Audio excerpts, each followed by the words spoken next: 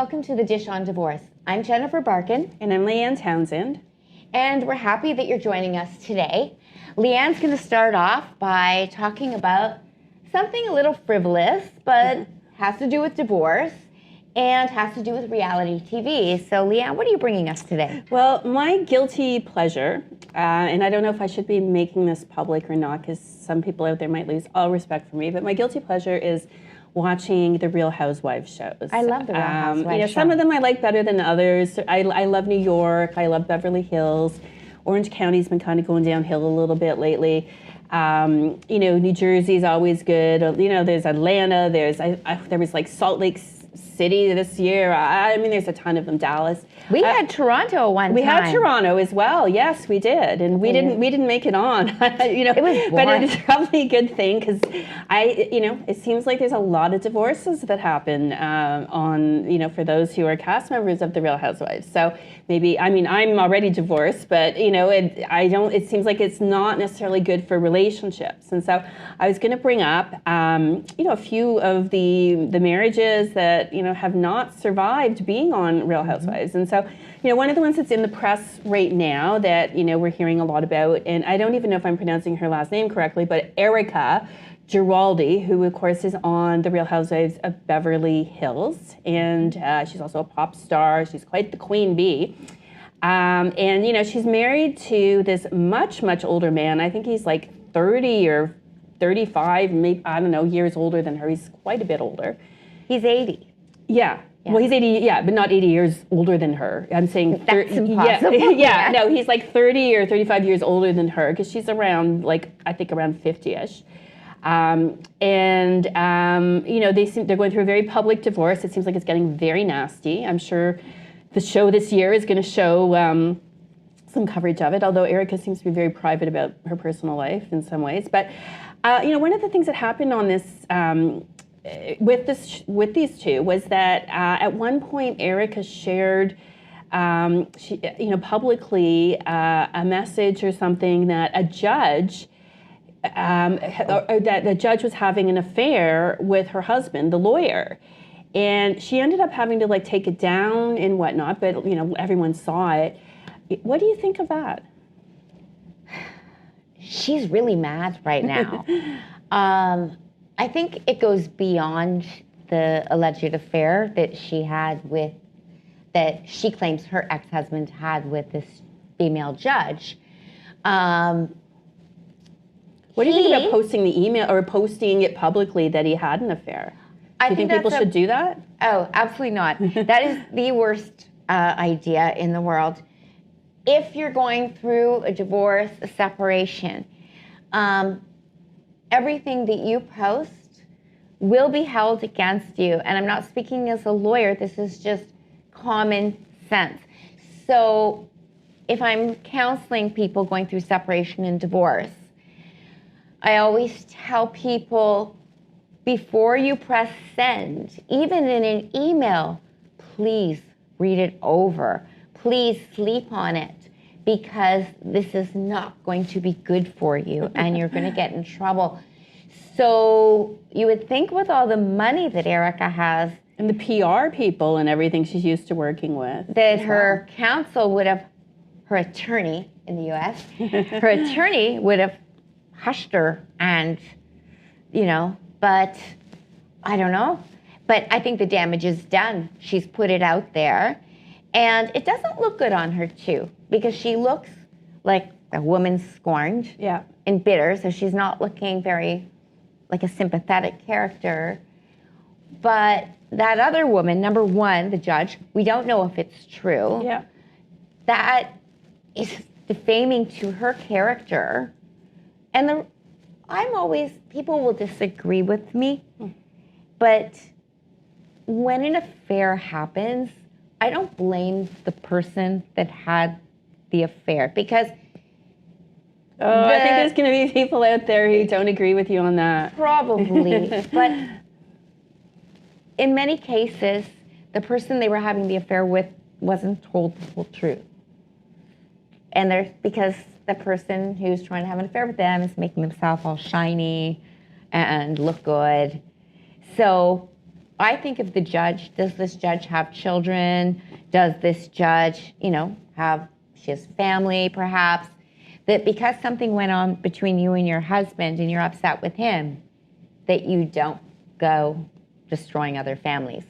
Oh, for sure. I mean, I think, first of all, as you've said, we don't know what went on. Did it happen? Didn't it happen? It takes two to have an affair. And, generally speaking, like somebody having an affair, it's usually a sign that a marriage is not in good shape, that there's problems in the marriage. And so, it's not usually like one person is totally innocent and one person's totally awful. But having said that, I mean, I am a big believer that, if you have problems in a marriage, you should either work through them or you should leave. You should not go and have the affair. It's like having your cake and eating it too. You're not dealing with the problems and then you're cheating. So personally, I still would fault somebody for crossing that line rather than just either leaving or trying to work on making it better. But it's a common enough thing in this day and age, and it's not in Ontario. Adultery is not. It is a grounds for divorce, but nobody uses it. I didn't know that. Yeah, it is a ground, that cruelty, and then living separate and apart for a year. But everyone uses the living separate and apart for a year. But why is that? I don't know. They never got. It's like an archaic, I guess. Used to be you had to prove adultery and things like that, and they never completely got rid of it, which is weird because it is like this no-fault divorce regime, so it doesn't really fit in. But I always find when I get a correspondence from a lawyer and they're talking about adultery as being the grounds, I always look to see who they are because most lawyers don't use that as in Ontario. I mean, it could be very different in the U.S., in different places in Canada. I don't know, but like. Although I think the Divorce Act should be the same everywhere in Canada, but it's still listed there as something you possibly could use if you wanted to. And I had always heard that in Ontario we were what they called a no-fault province. We are a no-fault province, but you can still list cruelty or adultery as a grounds for divorce. As you say, there's no real benefit to doing so, but yeah, it's there. It's definitely there. So, it is something. Yeah. But yeah, going back to the housewives, the other one I was going to mention was Teresa. Everyone kind of knows Teresa from New Jersey. And she flips tables. She flips tables. You don't want to mess with her. She was married to Juicy Joe. Yeah, Juicy Joe, who got deported. And she seems to have moved on quite well. I think she's engaged. Yeah, she's got a new guy. She looks great. She seems happy. I don't know. Do you think she moved on too quickly, or do you think, given her time in prison and then his time, it really isn't as quick as it seems? I don't think it's as quick as it seems. Remember, when they're filming, they're showing you certain things.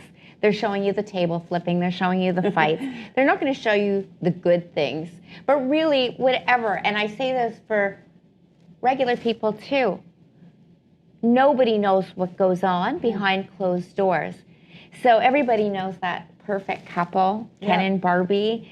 And Ken and Barbie, you may have gone out as a couple with Ken and Barbie, and everything seems so wonderful, and he opens the car doors even after 20 years, but you don't know what's going on in the house. Yeah, for sure. Well, in their case, there was a lot going on because they were both involved in criminal activity and everything. So, she seems happy. I mean, I don't know. I can only see what I see on, media and TV, but she seems to be doing okay. And so all the power to her, I would say. I think so. The other Real Housewives divorce that I wanted to talk about was Yolanda Hadid, who was married to David Foster. Mm-hmm. And, during her time on Real Housewives of Beverly Hills, she got Lyme disease and, was ill quite a bit. And he, at least on the show, which, it's the editing, you never, how accurate that is. He was not portrayed as being all that empathetic or sympathetic to her situation. And then they ended up, getting a divorce, and he's remarried to Catherine McPhee from American Idol, who is young enough to be his, grandchild, I think, even. I don't know. Well, she's younger than his children. Yeah. Than a lot of his children, because he has so many children. Yeah. So what do you think, if you're married to someone and they become ill with something, and she was questioned, like that was a big topic on the show. Did she really have Lyme disease? How bad was it really? Like that, she was being constantly called into question over that. So perhaps he didn't fully believe that she was suffering as much as she was saying. So you marry someone and they get ill, but you think they're kind of exaggerating it, or they're a hypochondriac and making it up. I don't know, are you, or even if it's true, is he a bad person for leaving her? If I had to guess, I would say that may have been the tip of the iceberg. Yeah, I agree. But I believe that there would have been other things going on, that things wouldn't have been so wonderful and so perfect, and that they were best friends and great communicators and all of those things. I think she was his fourth wife. I was counting. I wasn't sure. That's a lot of marriages. Okay, so fourth wife. And he has other children. And she came with big children, which is a lot harder than when you're blending a family and you're blending supermodel babies. Children. She's got supermodel children. Right. But it's harder because little ones, they're nice. They like everybody, littles. But the big ones, they may not like you too much. And that's true. I think, there could have been blended family problems going on there. You get those with this one disciplines this way, this one disciplines this way, this one's overstepping a boundary. So who really knows? So it could have been, like. So you think it was more than the Lyme disease? I think it's more than the Lyme disease, but he left her. Yeah. And he didn't look like a very nice guy for June. The people thought he seemed kind of mean. And she was hurt. So for all we know, and I'm just going to guess here, she was upset, she's angry, she's ill, and that is true. So she's going to paint him to be this horrible, horrible person. Yeah, for sure. I mean, she has her PR people, and arguably they did a good job there. So, but I think almost the moral of the story is I feel like these reality shows can't be good for relationships. Having cameras on you, documenting details of your life, and looking for drama. Well, historically, if you look at the reality shows of different couples, they all get divorced. So let me think I can think of one couple that's still together, and that's Gene and Shannon. Gene Simmons and Shannon Tweed. They're still together. They survived a reality show. Sharon and Ozzy. They're still together. True. So now we have two. But, who was it? Kevin Federline. And Brittany. There was that one. Jessica Simpson and Nick Lachey. Oh, I love that one. But a lot of them don't, because you have these cameras in your most intimate moments. And I mean, maybe Leanne's perfect. I'm definitely not. Hardly. I am not perfect. I don't know. You look pretty perfect. Oh, I have a nice friend. But the reality is, like, I have some days, like, I don't like me. I'm a misery. And this week, actually, I was pretty much in it. Me too. Horrible week. There's that shiny side that you put forward. Like, if I go for dinner with you, like, I'm generally not going to walk in, complaining and that miserable look. But for the people that are with you 24/7, you're a little less guarded. And now you have cameras. Yeah. And they want drama. They don't, the show, if your life is all nice and everyone's happy and it's boring, they don't want that. They want to see drama too. And I think producers do create drama. Yeah, I would bet that they do. And people go along with it, because even if you look at the Real Housewives and you Google their salaries, which I've done, depending on how much drama you bring to the show, you get paid more money. Oh, that's true. So, I mean, I don't know. Maybe if we find that we're not getting enough viewers, Jennifer, we're going to have to create some drama between us. I'm too old to do any drama. Me too. I don't do drama anymore. There's something about hitting a certain age where it's like, no more drama. It's not cute. It's not funny. No. It's not okay. Peace. Absolutely. Well, I know one of the things we also want to talk about today that is really relevant is, what the new the amendments to the Divorce Act that came into effect on March 1st. So why don't you tell our listeners a little bit about that? Okay. So in a nutshell, it's a big deal because how many years was it? About 20 years? Yeah, 20 or 30. It was a long time. That they didn't make changes to the Divorce Act. And life has changed so much. So even looking back when I got divorced, which was, what year? Well, I separated in 1999. No question, children went with the mother. And people that I knew who got divorced, it was like Wednesday was dinner with dad. Yep. And every other weekend with dad. And then things moved along where most people were asking for or being given 50% parenting time with their children. You know, so things have evolved in different ways. But a couple of things that really stand out for me in the new Divorce Act, and you're going to be much more of an expert on it than me, because I'm a mediator again, and I read, but you're going to be able to relate it to how things were historically in a much better way than I ever could. But so firstly, language. The original language for certain things, and I'll tell you what they are, they were very adversarial. So everybody knows these terms that we're not using anymore. The first one, custody of your children. And that second one, access. And why are those two words adversarial? And what did they change to? Well, actually, custody sounds like that somebody's in prison. So custody, I have her, or I have him in custody. Yep. You know, it's derogatory. It's not nice. And it sounds controlling. It sounds like you have control, you know, whereas the access maybe doesn't sound like you have the control of the, you know, custody, the person has control of the children, access. And access, you like access to your children? Yeah. So they've changed those two terms. Yes. So custody became major decision making. Which is what it always was. And that's what it translated to, but they're actually calling it decision making for the children. Yeah. And access, so you no longer have to like access. Access sounds like I'm going to a zoo and I'm looking at animals behind the cage, is now parenting time. The time that you're with your kids, parenting your own children. So that to me is a big change just in that language. And it must have been about a year and a half ago that we started hearing of the changes that were going to be coming.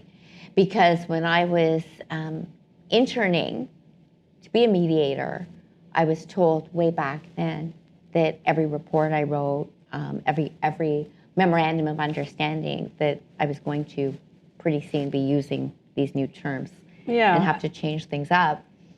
It was a while coming in because like initially it was supposed to happen last year. It was supposed to be implemented. So then it got delayed to March. And I think it's a good thing. I mean, I don't know, because that was always one of the main things people, like when I first meet with a client, often the first thing out of their mouth would be, I want full custody. And, you know, now I don't have to hear that, or I may still hear it until people get used to the new terminology. But I mean, custody was decision making. So it's better that it's called, you know, that, because it reflects what it actually is. So, you know, I think it remains to be seen whether the terminology is going to reduce, you know, litigation or not. But personally, I like it. I think it's a step in the right direction. I don't think a word is going to reduce litigation. You know, because it is what it is. Yeah. But what I find with the two words, parenting time and decision making, formerly custody and access, that when people would come to mediation at my intake, I explain these terms. I meet with parties separately before mediation because mediation may not be appropriate, but they just assume that if they say, I want custody of the kids, that's what they would say, that would mean that the children would live with them all the time and that they could move to sunny California with the kids. They didn't understand that it was only the decision making for the healthcare, the education, and religion, right? Yeah. And the time that the other parent is with the kids, you could have full decision making, formerly full custody. It didn't mean you could just like grab the kids and leave the country. California. No, exactly. But people don't know that. No, they don't. They don't understand it. So, I think we need to educate people better on that. The other major part of the amendments that I think was great is the amendments to the domestic violence sections. And I know you and I both have a history of working a lot with victims of domestic violence. It's an area I think that we're both passionate about, helping people who are in that terrible type of relationship. And so, there's some very positive changes there. Absolutely. And for our viewers, I just want to tell you that a lot of people, when they think of domestic violence, they think if it's hitting or kicking or spitting and physically hurting somebody. But there are so many different types of domestic violence. Coercive control is a type of domestic violence. Coercive control means that I'm putting pressure on you. If you don't do this, this is going to be the consequence. Right. So people, they do something that they don't want to be doing because they're being controlled. Yeah. Right? So that's a coercive control. There's belittling. There's talking down to. Yeah. There's denying people access to food, to shelter, to clothing. That's all abuse. Yep. To money. There's financial abuse, psychological abuse, stalking. There's so many kinds, and it's great because the act is now recognizing. It's pointing them out one by one by one. So I think it's really bringing an awareness of what domestic violence is, where a lot of women and men that I've spoken to in counseling didn't even recognize that they were abused. They would not know because they would think, well, he always talked badly to me, or she always spoke badly to me, threatening to take away the children from me. But because they weren't physically hurt, they didn't realize, and they get this aha moment. Yeah. And sometimes I will show the wheel of domestic violence and what that looks like. The wheel of domestic violence, you can Google it. It'll show you the financial abuse, the coercive control, and all the different things that we just spoke about. But often people don't even know unless they're being physically hurt. Yeah, and that's the problem with criminal law, is that it only accepts threats, so threatening to kill somebody or cause bodily harm, or an assault, so it has to be physical violence. My understanding is that in some jurisdictions like the UK, there might actually be a recognition of emotional abuse and other types of non-physical violence, but here the criminal law only recognizes the physical. But what I think is really wonderful with these amendments is that judges are now being directed that they have to take those types of factors, those types of abuse, into account in determining what's in the best interest of the child. And one of the things I've sometimes found frustrating with clients and cases I have is, I'll have a client who's a victim of domestic violence, and their spouse is, perhaps even charged criminally because it was, say, physical violence. But he or she still has lots of rights with respect to the children in this, but there really wasn't the same recognition of how it affects children to be in an environment where one of their parents is not just physically violent, but constantly belittling or controlling the other parent. That we're finally recognizing that actually is damaging for children to grow up in that type of situation. It's very damaging for children because for children, your mom's your mom, your dad's your dad. And your family of origin, we're going to get into a little family systems theory here, but your family of origin, really teaches you how a husband treats a wife, how a wife treats her husband. And you repeat those patterns. You can. Sometimes people recognize and they go, whoa, whoa, whoa, whoa, like this is really not okay and I don't want. But you do see history repeating itself. And for a little boy to grow up, and it can work either way, but stats are it is still more common with men, to be belittling mom and, saying nasty things to mom and not treating her with respect, little boy grows up to think, well, it's okay to treat women like this. Exactly. And that's what the research shows too. That's what happens. And flipping it to little girls. Little girls grow up thinking it's okay to be treated like this. It's okay to be spoken down to because, he has more power. Yeah, and the research shows that they seek out relationships as when they get older where they're treated that way. So because it's all they know. Yeah, no, exactly. It's a big problem, but it's a very positive step in the right direction that we're now recognizing this. In our legislation, judges are going to be, if they weren't taking it into account before, which I think on some level they were now, they definitely have to. So for anyone out there who's listening to this who is a victim of domestic violence, I think this is a positive change. And if you, have more questions about it, or if there's topics related to this that you would like us to discuss, send us a message or an email and let us know because, as we always say, this show is for you guys and we want to talk about things that are important to you. We want to help you. We want to educate you about these issues based on our own expertise. So please let us know. I just want to add one thing to that, Leanne. If you are a victim of domestic violence, if you are in Toronto, there are services like the Barbara Schleifer Clinic. There's domestic violence hotline, and when we post the show, we should put the links to all of these things. Absolutely. And there's a self-assessment risk tool as well. I can't strive enough. It's important to be safe. It's important to keep your children safe. Yeah. The importance of having a safety plan, but we'll post some links. Yeah, we'll post all that information with the episode, and so it'll be there and easy to access. So thank you, everyone, for joining in to another episode of The Dish on Divorce. I'm Leanne Townsend. And I'm Jennifer Barkin. And we'll see you next time. Bye.